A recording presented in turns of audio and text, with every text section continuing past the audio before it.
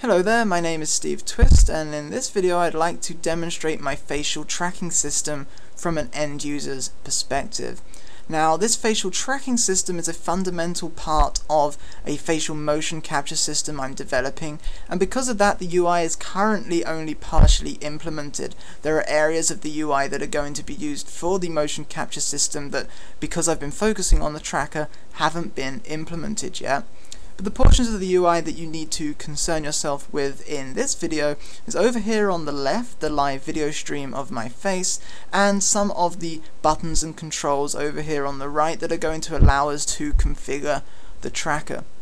So back over here on the left, this live video stream is coming from a USB webcam that is attached to my head, and that video stream is at 720p resolution, 1280 by 720, and it's at 30 frames a second, though I don't know how well that's going to come across in the video that I'm actually recording right now, just due to the capturing process. So on my machine it's nice and smooth. Hopefully that's the case in the video, though I'm just not sure how well that will come across. So we've got this live video stream of the face, and if you ignore the lines and circle crosshairs that are drawn over it, you'll see that on my face are a number of colored dots. These are either green or blue due to the contrast that they have with the skin, and each dot is going to be tracked individually by the facial tracking system. Now, these dots are just painted on my face. The green ones are face paint, the blue ones are liquid eyeliner. They were just two different materials that happen to give nice contrast with my skin, nice sort of matte shaded points on my face that had a very bright color. So that's why I chose to use those materials. Any material will work. What we're looking for are nice bright colored dots that contrast the skin color. So again, it's either a blue dot or a green dot. The tracking system is able to track both kinds of dots, and in actuality what we have is we have a tracking grid designed inside of a configuration file, which consists of a number of trackers. Each tracker is going to follow a single dot on my face. Each tracker knows whether it's following a green or blue dot based on that configuration file that's used when we initialize this program. And each tracker knows the size of its search window, which relates to how far in the X and Y directions are we going to search on the next frame for the tracking marker, because of course different points on my face are going to behave differently. Certain points like to move vertically, others like to move more horizontally, other points are fairly stationary and thus don't need big search windows. And the reason that we specify search windows is that we really don't want to search the entire image for our point, because all the other points of the same color will interfere, will get bad tracks, false tracks. And so what we have is we have a search window that allows us to always follow our point whilst eliminating any of the neighboring points. And it's quite a fine balance between ensuring that we don't pick up on any of the neighboring points while we do follow our point. So it takes a little while to tweak the numbers in that configuration file, but once it's set up, it ensures a really nice track, because we customize each point that we're tracking specifically for the point on the face that it represents.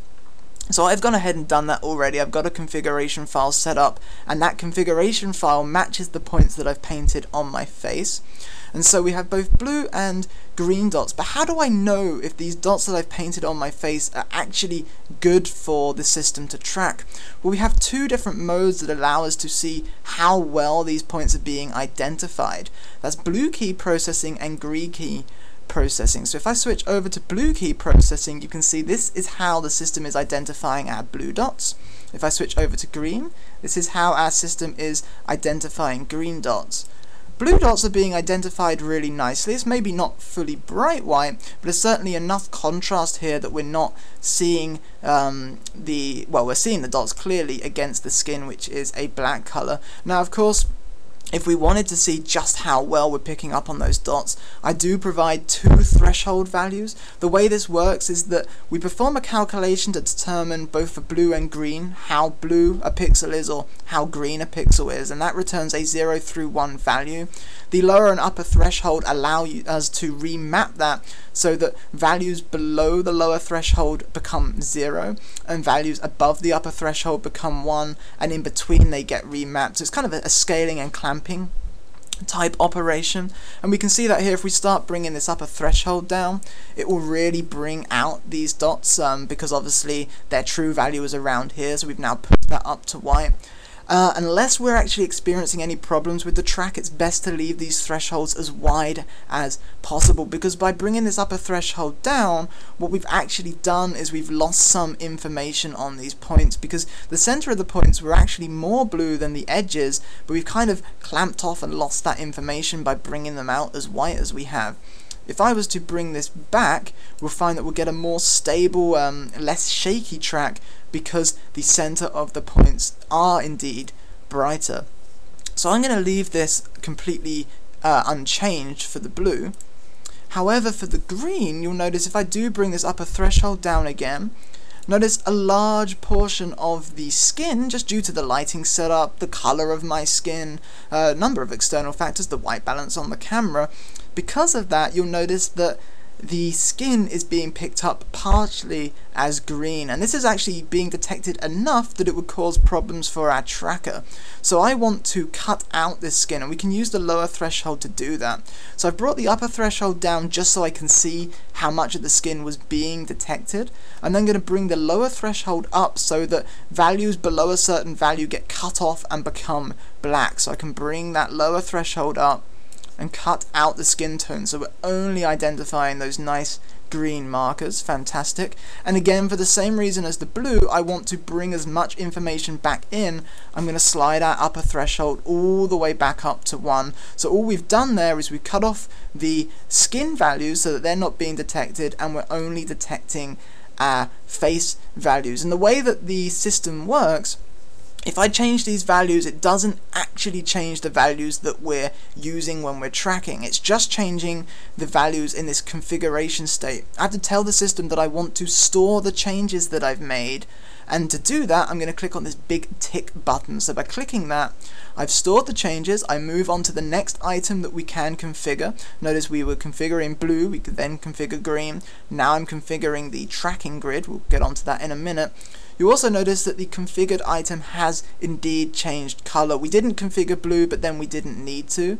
But we notice that we have configured green, so it has now changed from a red color to a blue color to indicate that we have configured that. Because ideally we'd want to go through and configure everything. We'd be able to identify quickly anything we hadn't configured, because it's unlikely, especially say with the tracking grid, that it matches perfectly when we first load in. So we've now set up the system so that it is easily able to identify our blue and our green dots. So now I need to configure where the starting location for these trackers are. And basically that's as simple as taking this grid that we've got and lining up each of the points with their corresponding marker. Now the lines that we have connecting the various tracking markers that we're going to be tracking the dots on the face with are just visualization lines. They're just used in this configuration process to allow me to see kind of the construction, to make sure that I'm getting the right markers in the right place. So I'm going to go through with the face and I'm going to line all of these up. Obviously when I get down towards the mouth I'm going to have to stop talking, because otherwise that's going to cause problems with lining these up. And the idea here for the motion capture process is that we line these up in a neutrally posed face, because it's not only going to configure where we start tracking from, it's also going to configure our rest pose, our kind of default pose that has no deformations on the face. Of course, that's getting ahead of ourselves here because we are only dealing with the tracker, but I just wanted you guys to kind of in your mind know where I'm going with this and why this is called tracking grid / rest pose. It's because we're configuring both in a single step.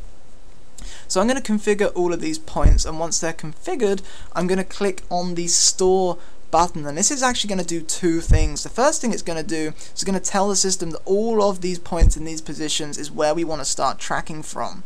It's then going to actually start tracking from those points. So what you're going to see is when I click on this button, we'll switch from seeing a configuration grid, if you will, with these lines, to seeing the true positions of the track points, and we should see each of these little circle markers following the points on my face. So I'm going to go ahead, quickly line all these guys up. I'm then going to click store, and that's going to move us over into actually tracking. Once we're tracking, I should then be able to start talking again, because obviously I won't be trying to line up points with my face. So just bear with me 1 second as I line these guys up.